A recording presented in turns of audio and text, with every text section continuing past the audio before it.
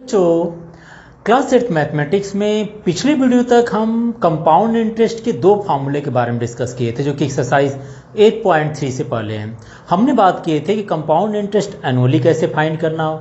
Compound interest उस समय annually कैसे फाइंड करना हो जब रेट ऑफ चेंज प्रत्येक साल का मीन्स ईच ईयर डिफरेंट हो। मतलब एक साल में 10% रेट ऑफ इंटरेस्ट हो, दूसरे साल में 15% रेट ऑफ इंटरेस्ट हो जाए। ऐसे केसेस में कंपाउंड इंटरेस्ट को कैसे कैलकुलेट करेंगे। अब हम लेकर आए हैं इस वीडियो में थर्ड टाइप से कि जब कंपाउंड इंटरेस्ट एनुअली कैलकुलेट करना हो लेकिन टाइम आपका फ्रैक्शन में हो। अभी तक तो हमने एनुअली वहाँ पर बात किए थे रेट ऑफ इंटरेस्ट जो आपके डिफरेंट ईयर का डिफरेंट होता था, लेकिन हम यहाँ बात कर रहे हैं नंबर नेक्स्ट के लिए when interest is compounded annually and time is a fraction.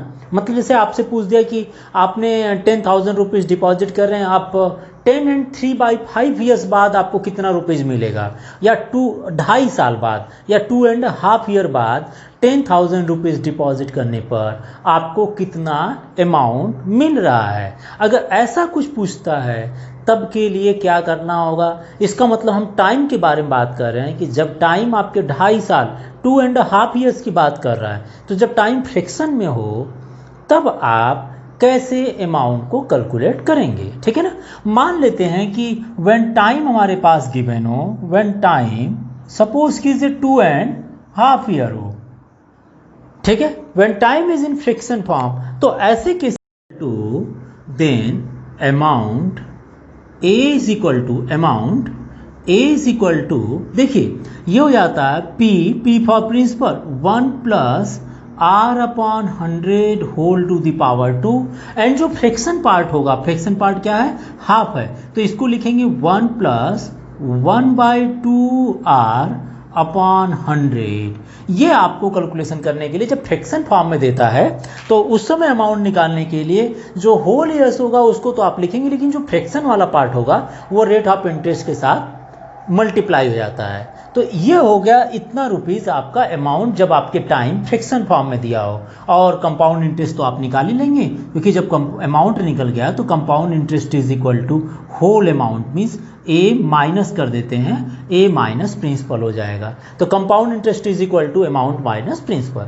एक क्वेश्चन की बात कर रहे हैं, जैसे कि हमने एक क्वेश्चन भी लिया हो कि find the compound interest on the amount of 31,250 rupees at 8% per annum for 2 and 3/4 year.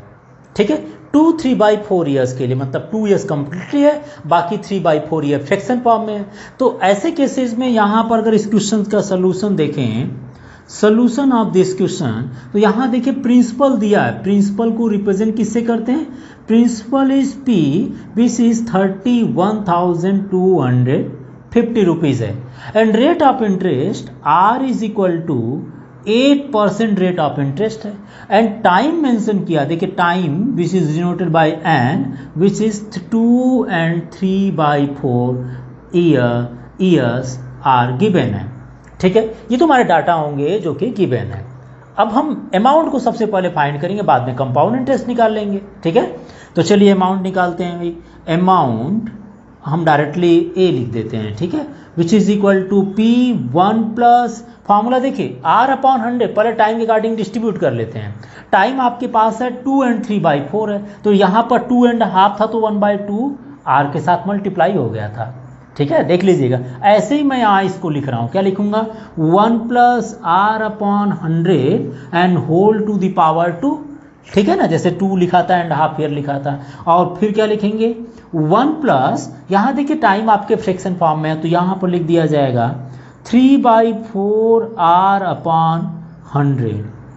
देखिए कुछ भी नहीं करना, जैसे मैंने फॉर्मूला बताया था वैसे ही आपको लिखना है।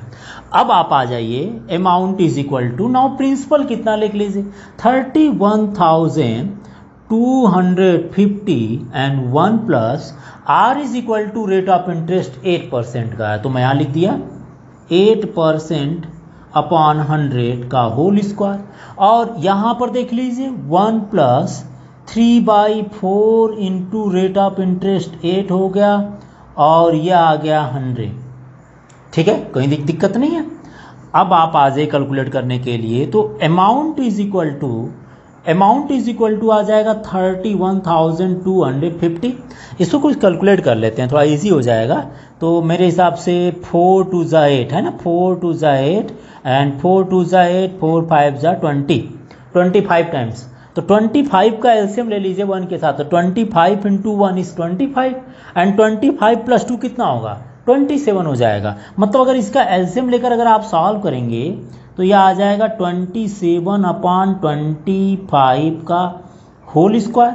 और यहाँ देखते हैं जरा, तो यह आ जाएगा 4 2 ज़ा 8, इसको कैंसिल कर ले तो ये 50 टाइम्स में हो जाएगा।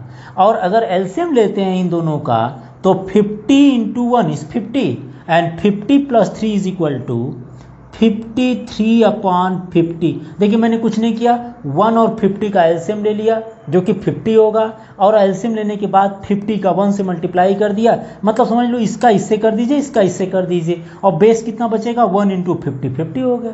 तो ये नंबर बच गई आपके पास। अब अगर हम इसको कैलकुलेट करना है अमाउंट के लिए तो मैं लिखूंगा 31,250 जो कि प्रिंसिपल था, बाकी दो ये होल स्क्वायर है ना, इसको ओपन कर देते हैं कि कैलकुलेशन कर लेंगे, आसानी होगी। तो मैं चलिए ओपन करता हूँ इसको, स्क्वायर को ओपन कर इसको 2 बार लिख देते हैं। यह एक बार लिख दिया और यह दूसरी बार लिख दिया, ठीक है। अब बचा हमारे पास 53/50। तो चलिए मैंने इसको इंटू कर दिया, 53/50 लिख दिया। अब बात आ गई कैलकुलेशन की, बड़े बड़े कैलकुलेशन है। चलिए एक जीरो कम से कम कैंसिल हो गया। नाउ 5 से कैंसिल करते हैं, 5 6 ज़ा 30 एंड 5 2 ज़ा 10 एंड 5 5 ज़ा 25। नेक्स्ट 25 5 ज़ा पर 25 टाइम्स करेंगे 25। तो हम एक काम करते हैं, 5 से ही कैंसिल करते हैं 5, और ये देखिए 5 1 ज़ा 5, 5 2 ज़ा 10, 5 5 ज़ा 25, मतलब 25 टाइम्स हो जाएंगे। फिर कर दीजिए कितना होगा, 5 2 ज़ा 10, 5 5 ज़ा 25 होगा ना, 5 2 ज़ा 10 एंड 25 एंड 25 टोटल कैंसिल हो गया सब कुछ। बच गया हमारे पास amount is equal to 27 and 50। अब देखिए इसका मल्टीप्लाई कर लीजिए, कितना आएगा, मल्टीप्लाई अगर करते हैं तो ये आ जाएगा 38,637। आप मल्टीप्लाई कर लीजिएगा, ठीक है। अब मैंने चेक कर लिया 38,637 इसकी मल्टीप्लाई में अमाउंट आ जाएगा। नाउ अगर कंपाउंड इंटरेस्ट की बात कर रहा है तो compound interest is equal to amount minus principal. Amount is equal to 38,637 minus principal देखिए 31,250 है, तो यह आ जाएगा 31,250। नाउ कंपाउंड इंटरेस्ट कैलकुलेट कर लीजिए, देखिए आ जाएगा 7 and 13 minus 5 is 8, okay 5 minus 2 is 3 and here 8 minus 1 is 7 no. यहाँ देख लीजिए आप 7 0 हो गया, 13 हो गया, 13 माइनस 5 इज 8, यहाँ बचेगा 5। Now 5 minus 2 is 3 and here 8, तो 8 माइनस 1 इज 7, 8 माइनस 1 इज 7, इतना रुपीज़ हमने लिख दिया। Compound interest is equal to this आ गया, मतलब इतने अमाउंट पर 8% के हिसाब से इतने ईयर के लिए कंपाउंड इंटरेस्ट ये आ गया। कैलकुलेशन को आप चेक कर लीजिएगा आप अपने से कैलकुलेशन करने के बाद कि हमारा सही आ रहा है नहीं आ रहा, जैसा भी होगा आप कमेंट बॉक्स में लिखिए, ठीक है। अगले क्वेश्चन की तरफ चलते हैं दूसरे एप्लीकेशंस को लेकर। जैसे कि मैं बात करूं कि इसमें 4th पार्ट पर डिस्कस कर रहे हैं कि एप्लीकेशन ऑफ कंपाउंड इंटरेस्ट फार्मूले का, कंपाउंड इंटरेस्ट जो फार्मूला हमारे पास है उसका एप्लीकेशन, मतलब डेली लाइफ में किस तरह के क्वेश्चंस में हम उसका यूज़ करेंगे।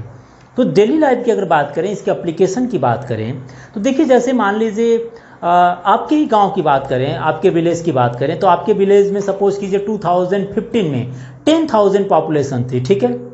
2015 में 10,000 पॉपुलेशन थी, और उसके बाद 2017 मतलब रेट ऑफ इंटरेस्ट ये भी दे दिए कि हर साल जो पॉपुलेशन हो रही है वह 8% रेट के हिसाब से बढ़ रही है, 5% रेट के हिसाब से बढ़ रही है।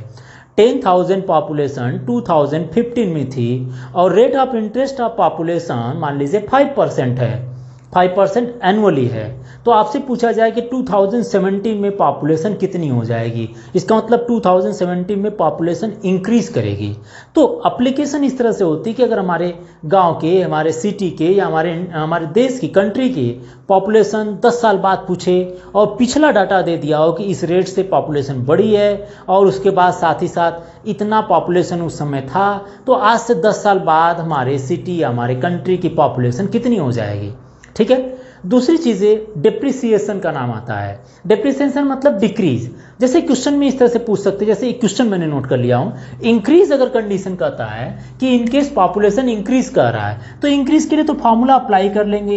इन केस आप इंक्रीज में अगर आपसे पूछ देता है तो वह तो आपने formula A is equal to P1 plus R/100 to the power n apply कर लेते। इन केस आप इंक्रीज, अगर पॉपुलेशन पूछा, अमाउंट ना पूछे, क्या पूछ दिया, नंबर ऑफ पॉपुलेशन या ओनली पॉपुलेशन पूछ दिया, पॉपुलेशन इन 2015 में, तो वहां पर पॉपुलेशन 2017 में पूछ दिया तो वहां पर लिख देंगे P1 plus R/100 to the power n। वहां P फॉर प्रिंसिपल नहीं होगा क्योंकि कंपाउंड इंटरेस्ट जरूरी नहीं होता कि ओनली पैसे में ही काम किया, ये किसी भी डाटा पर काम कर सकता है। यहाँ पर P फॉर पॉपुलेशन हो जाएगी कि 2015 में आपके गांव की पॉपुलेशन या आपके विलेज की पॉपुलेशन 10,000 है। हमने पूछे 10 साल बाद या 2 साल बाद पॉपुलेशन कितनी हो जाएगी। यदि हर साल पॉपुलेशन 5% रेट के हिसाब से इंक्रीज कर रहा है तो रेट के हिसाब से जो रेट परसेंट देगा वो आर की वैल्यू हो जाएगी। आपको 2 साल बाद पूछा 2017 में,